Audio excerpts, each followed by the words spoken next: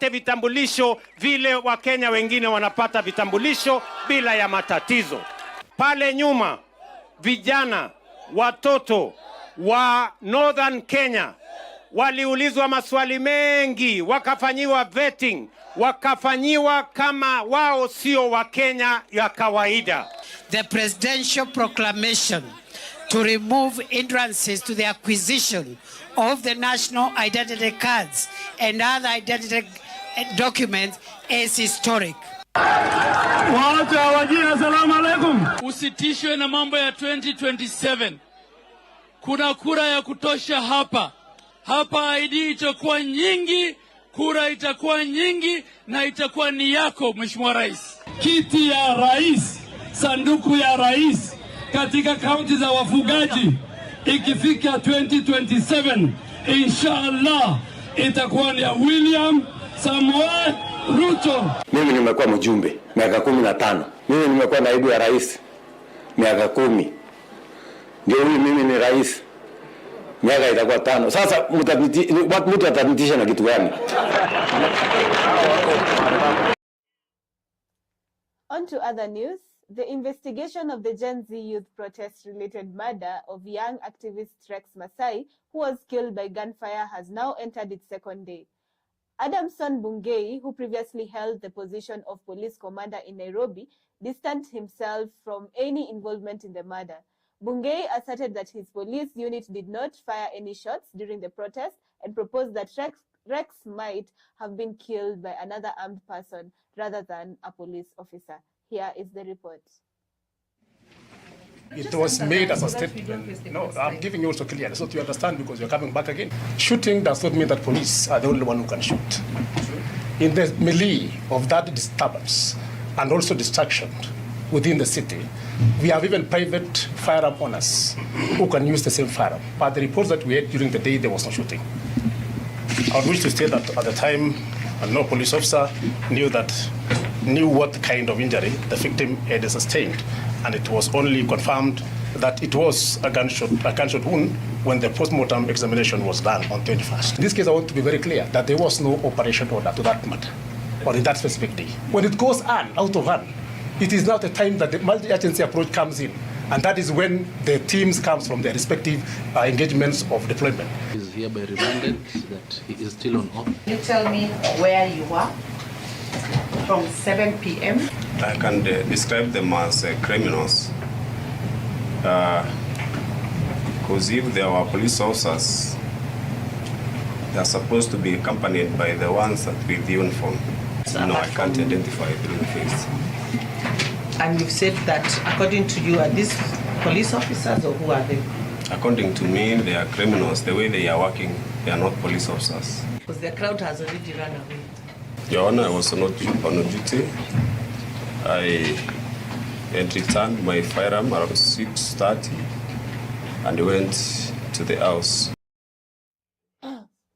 The Office of the Controller of Budget has affirmed its intention to adhere to the court's ruling on the disbursement of education bursaries for county governments.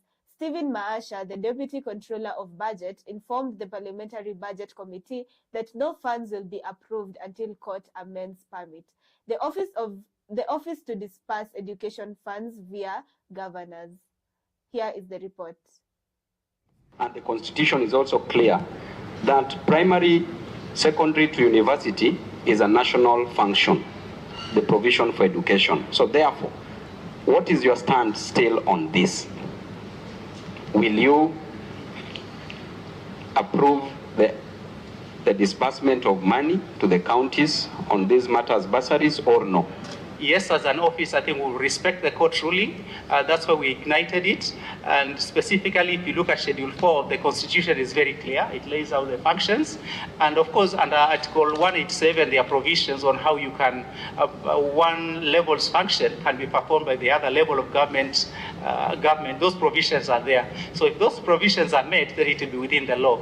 But the current framework, I think there are very few counties that or probably none, that has made the provisions of Article 187 or so of the Constitution. So as an an office, I think the controller's position is that we will comply with the court ruling. We are law-abiding citizens, and as an office, we will comply with that. As we make all these go to courts and whatever, let us wear the human face and remember that those children, as we are speaking, in about 2 months, they'll be sent home because the fees are not paid. But we would want to urge that there is for every cloud there is a silver lining. We are going to push as the Council of Governors to ensure that we have the IPS in place. Hundreds of patients at the Moi Teaching and Referral Hospital in Eldoret were left stranded as doctors went on strike on Wednesday. Some families chose to move their loved ones to seek treatment in other facilities, while others opted to wait in hopes of a resolution.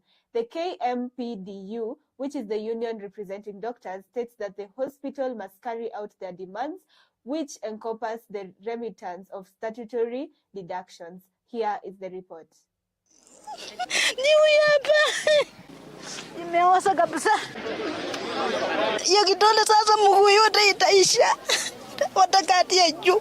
Nitafanya nini mimi sina pesa? Nitapeleka wapi mtoto yangu?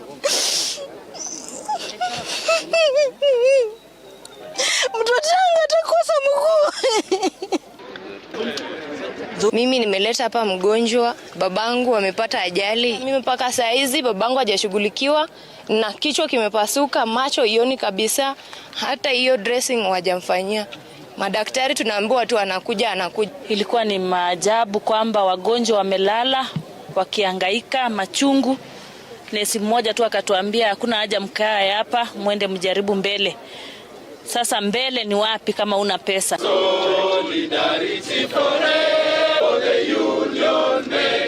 Kwa nini uajiri daktari kwa contract for 6 months na after 6 months unakosa kurenew na renew after another 6 months, na huyu daktari anaendelea kufanya kazi kwa contract kwa almost 5 years while another doctor on the other side ako on permanent and pensionable.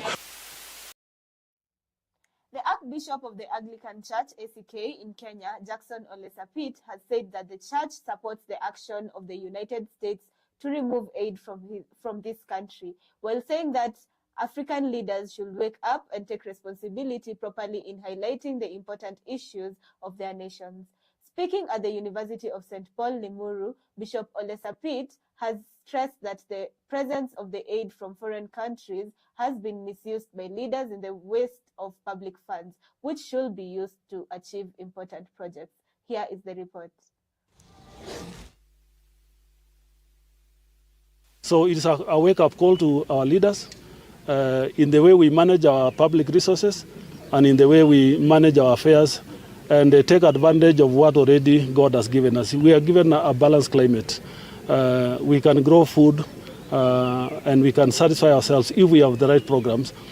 So I think Trump disruption of the rest of the world must be a wake-up call for us to be able to think. Every other economy grew, not in easy times, but when they were faced by a crisis, they think deeper. I think the other big problem to our development agenda is greed, and particularly to us leaders, when we take it away from people, and instead of development, we focus on collecting for ourselves. We should be reminded that no matter how much we amass, we will leave it behind. On to sports news. The president of the Football Kenya Federation, Hussein Mohamed, has stated that he has inherited debt. He made this remark while receiving a report from the AD Hoc Committee tasked with evaluating the federation's internal system. He added that the federation will soon initiate a legislative order that criminalizes match fixing in a bid to restore sanity to the Kenyan football. Here is the report.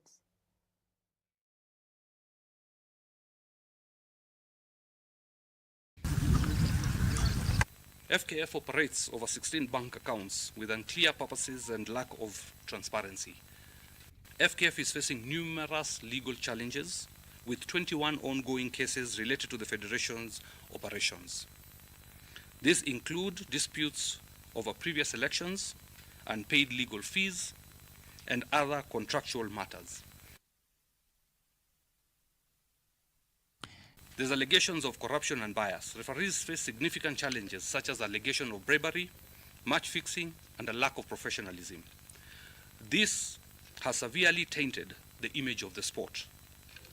Lack of HR policies, and FKF, we realized, does not have HR policies and procedural manuals, leading to inconsistencies and inefficiencies in recruitment, employment contracts, and payroll management.